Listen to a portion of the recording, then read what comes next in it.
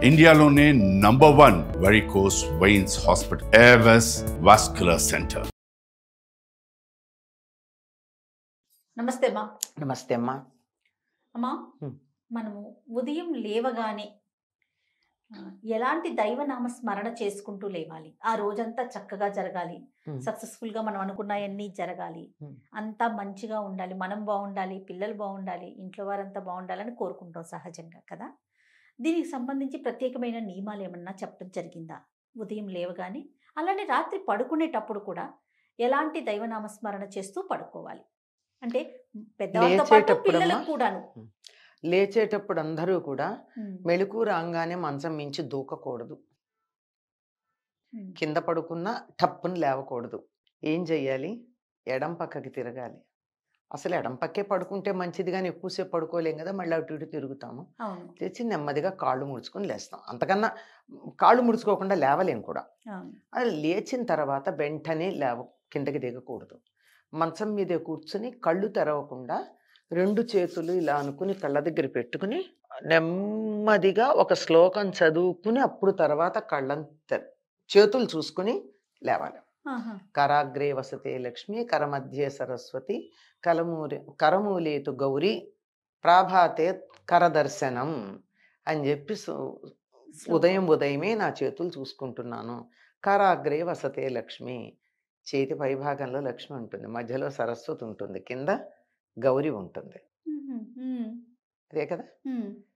ఇది ఇచ్ఛ, జ్ఞాన, క్రియాశక్తులు 3 ఈ చేతితో పని చేయాలి. పని చేస్తే బోల్డు డబ్బు. చేతులు ముడుచు కూర్చుంటే కాదు. పుస్తకం చేతి మధ్యలో సరస్వతిని పెట్టుకోండి. పని చేయాలంటే ఇది పని చేయాలి, ఇది పని చేస్తేనే కనుక ఈ 3 చక్కగా ఉంది. నేను ప్రభాతే కరదర్శనం, అంతా మన చేతుల్లోనే ఉంది అని లేవాలన్నమాట. నేను పనిచేశానా, నాకు ధనం ఉంది, దానికి కావాల్సిన జ్ఞానం కావాలి, దానికి కావాల్సిన శక్తి కావాలి అని అనుకుంటూ చూస్తే దీనివల్ల ప్రయోజనం ఏమిటంటే నిద్ర లేవంగానే నేల మీదకి రాం, 1. రెండోది ఎవరి మొహం చూసానో అని ఎవరిని ఏమనక్కర్లేదు, 2. మూడోది నేనేం చెయ్యాలి అనేది నాకు తెలుస్తుంది. ఈ 3 తెలుస్తాయి. వెంటనే నేల మీదకి రాకపోవడానికి కారణం ఏమిటంటే మనం పడుకున్నప్పుడు మన రక్తనాళాలన్నీ భూమికి సమాంతరంగా ఉంటాయి. గుండె చాలా హాయిగా రక్తాన్ని మెదడుకు పంపిస్తుంది. ఎప్పుడైతే లేచి కూర్చుంటామో గుండె రక్తాన్ని ఎక్కడికి పంపించాలి? ఇక్కడికి పంపించాలంటే పైకి పంపాలి. దాంట్లో కొంచెం మెకానిజంలో కొంచెం తేడా ఉంటుంది. పైకి పంపాలంటే శక్తి ఎక్కువ కావాలి. అందుకే అలసిపోతే పడుకుంటాం. పడుకుంటే మెదడుకి రక్తం త్వరగా పెడుతుంది అనమాట, ఎక్కువ ప్రెషర్ లేకుండా. హఠాత్తుగా మార్పు కాకుండా క్రమంగా మనం లేచి ఇట్లా కూర్చుని ఆ తర్వాత నేల మీదకి వచ్చామనుకోమ్మా, అప్పుడు ఏమైంది? హాయిగా గుండె ఎక్కువ కాలం పనిచేస్తుంది. తర్వాత ఇంకొకటి ఏం చెప్పారంటే పరిశోధనల్లో వాళ్ళు చెప్పినటువంటి మాట, పరిశోధకులు చెప్పిన మాట, నాది కాదు, పక్షవాతం వచ్చేటటువంటి అవకాశాన్ని 25% తగ్గించవచ్చుట ఇలా లేస్తే, పారాలిసిస్ రాకుండా. అంటే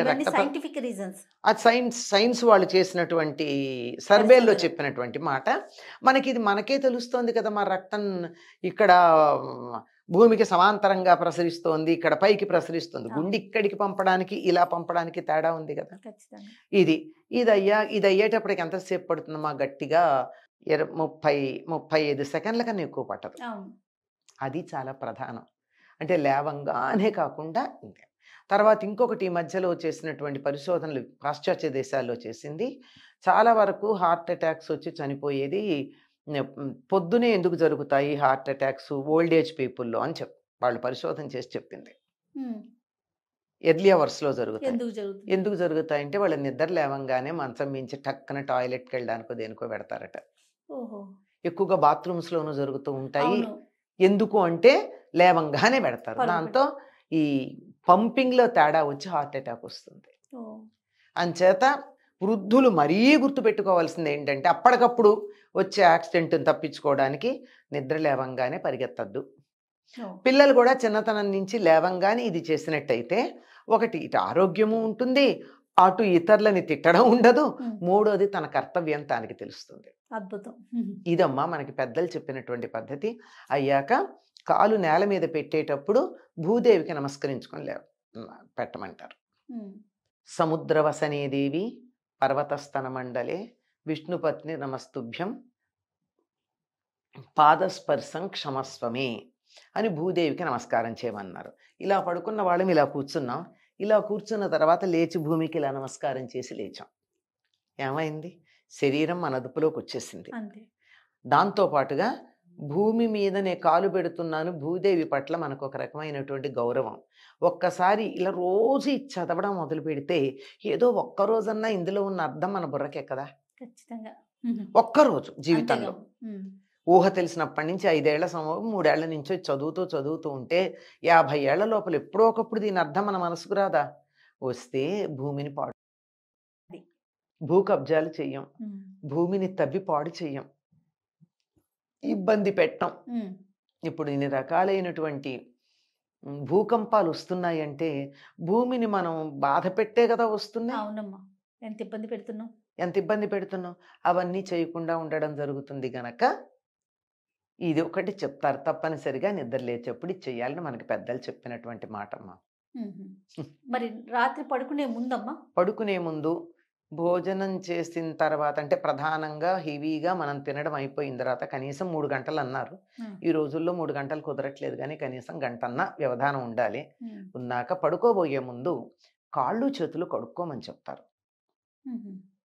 ఇంకా మనకి పూర్వం కాలం వాళ్ళు కాళ్ళు కడుక్కునరా అంటే టాయిలెట్ కూడా నంబర్ 1 చేసేసుకొచ్చేసేమని, అంటే మధ్యలో లేచే అవసరం రాకుండా కాళ్ళు చేతులు కడుక్కొని శుభ్రంగా ఆరాక మంచినీళ్ళు తాగి, ఒక గ్లాసుడు కానీ 2 ఎంత తాగలిగితే అంత మంచినీళ్ళు తాగేసి దేవుడికి నమస్కారం చేసుకుని ఒక్కసారి శివుణ్ణి తలుచుకొని పడుకోవాలి.